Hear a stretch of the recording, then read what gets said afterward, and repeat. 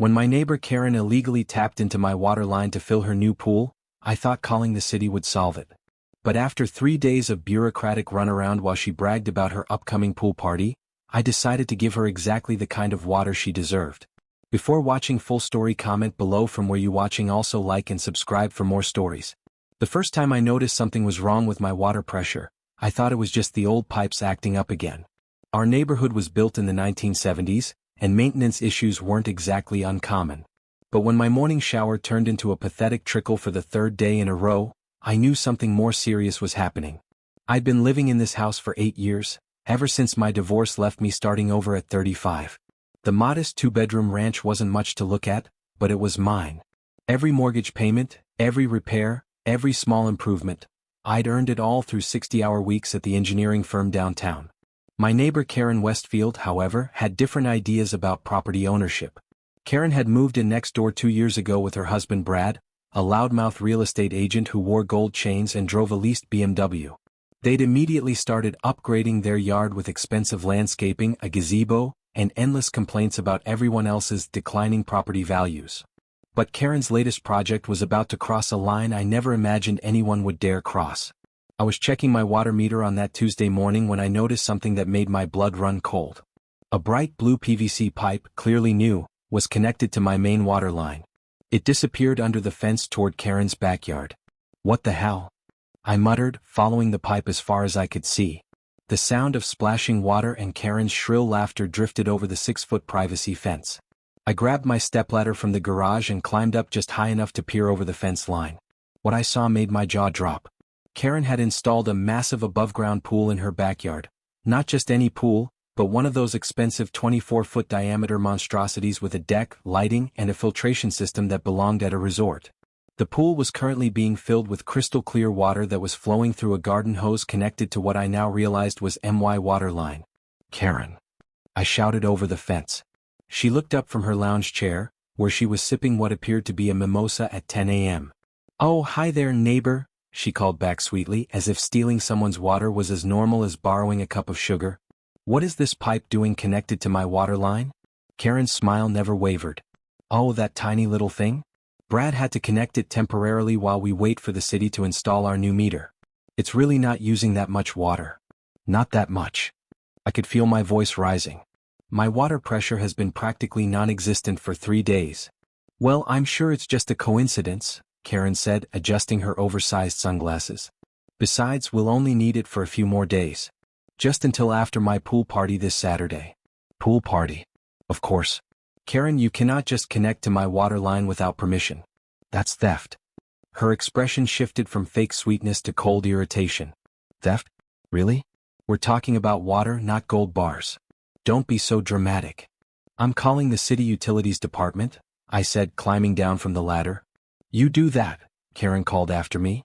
"But I should mention that Brad's golf buddy works there. I'm sure they'll understand that good neighbors help each other out." The next 3 hours were an exercise in bureaucratic frustration. The city utilities department transferred me between 4 different people, each one more unhelpful than the last. Finally, a supervisor named Mike told me they could send someone out to investigate within 7 to 10 business days. 7 to 10 days? She's stealing my water right now. "Sir, I understand your frustration, but we have to follow proper procedures. In the meantime, you might try talking to your neighbor about working out a temporary arrangement." I hung up the phone and stared out my kitchen window at Karen's backyard. She was floating on a pool raft, drink in hand, while her stolen water continued flowing into her personal oasis. That's when I decided Karen Westfield was about to learn what happens when you mess with a mechanical engineer who specializes in fluid dynamics. See, Karen had made one crucial mistake. She assumed I was just some pushover neighbor who would complain ineffectively and then give up. What she didn't know was that I'd spent the last 12 years designing water treatment systems for industrial facilities. I understood pipes, pressure, flow rates, and water chemistry better than most city engineers. And I was about to put that knowledge to very creative use. That evening, I took a walk around the neighborhood to survey the local infrastructure. Most people don't pay attention to the various utility covers and access points scattered around suburban streets, but to me they were a roadmap of possibilities. 3 houses down from Karen's, I found exactly what I was looking for. A sewage system cleanout access point that connected to the main line running behind our row of houses. It was partially hidden by overgrown bushes, which was perfect for my purposes. The plan forming in my mind was beautifully simple. Karen wanted to use my water for her pool party? Fine. But she was going to get exactly the kind of water her behavior deserved. I spent Wednesday evening at the hardware store, purchasing PVC pipes, connectors, a small electric pump, and several other components that would remain completely legal while delivering maximum impact. The elderly clerk, Frank, had known me for years. "Building another one of your contraptions, Dave?" he asked with a grin. "Something like that," I replied. "Just solving a neighbor problem." Thursday and Friday were spent on careful preparation. I waited until Karen and Brad left for work, then began the delicate process of modifying the waterline connection. Using a technique I'd learned in industrial applications, I installed a bypass valve system that would allow me to redirect the flow when needed. The beauty of the design was its simplicity. Karen's stolen connection would continue working normally until I activated the bypass. Then, instead of clean municipal water, her pool would receive a very different kind of liquid refreshment. Saturday morning arrived with perfect weather for a pool party. Karen had clearly spared no expense. Caterers arrived early along with a DJ, party rental equipment, and enough alcohol to float a yacht. By noon, her backyard was full of her equally obnoxious friends, all admiring her beautiful new pool.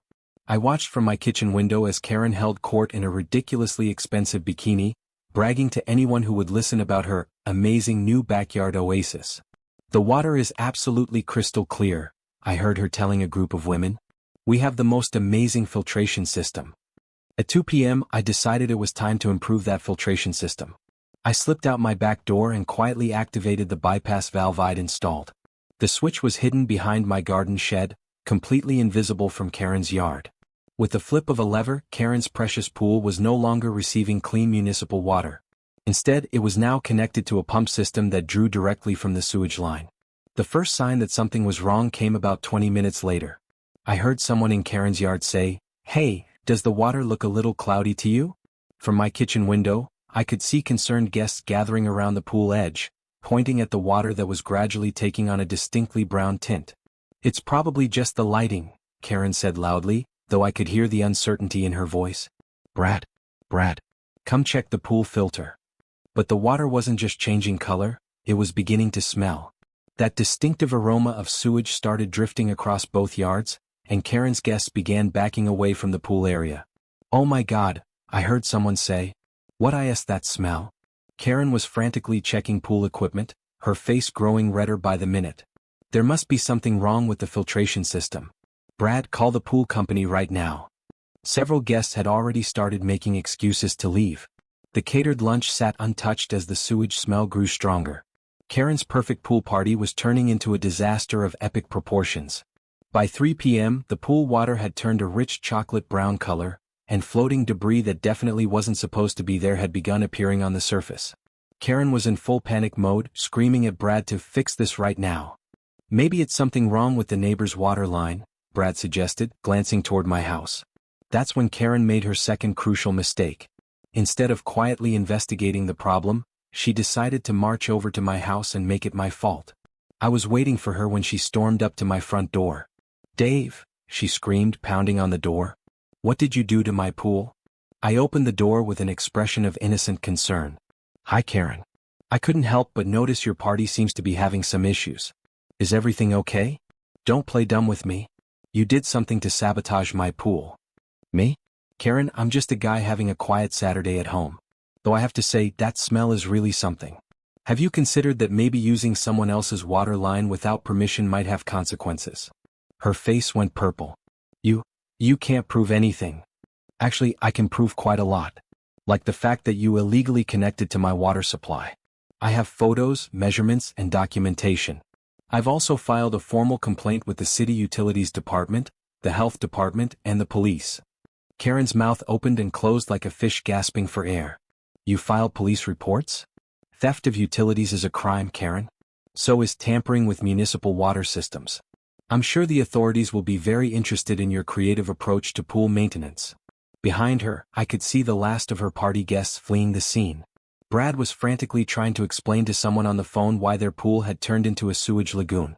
"Change it back," Karen demanded. "Change whatever you did right now."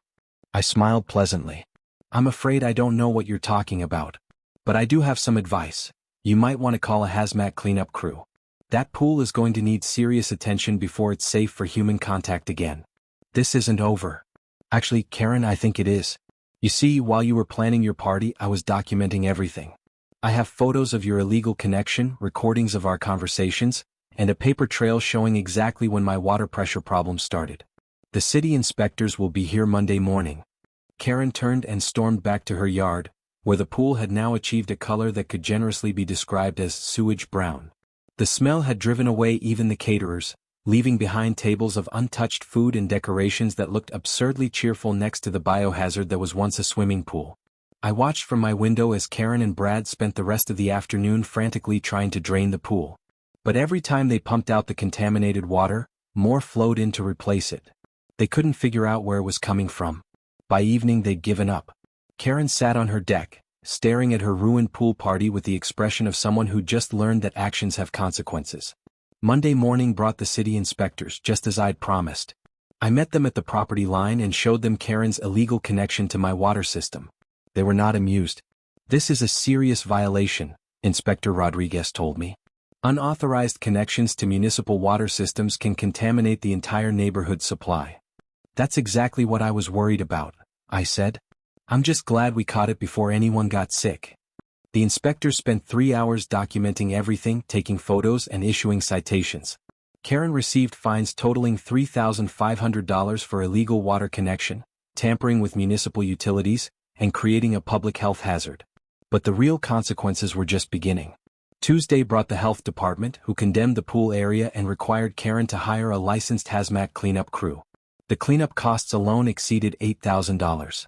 Wednesday brought the police, who cited Karen for theft of utilities and ordered her to pay restitution for the water she'd stolen. Since she'd been filling a 15,000-gallon pool, the bill was substantial. Thursday brought Karen's insurance company, who informed her that they wouldn't cover any of the costs because the damage resulted from illegal activity. By Friday, Karen's beautiful pool had been permanently drained and was sitting in her backyard like a giant, expensive reminder of her poor decision-making skills. But the best part came the following Saturday. I was working in my garden when I heard familiar voices in Karen's backyard. Curious, I climbed my stepladder to peek over the fence. Karen was sitting next to her empty, stained pool, crying into her phone. "Mom, we can't afford to fix it," she was saying. "The cleanup costs, the fines, the legal fees.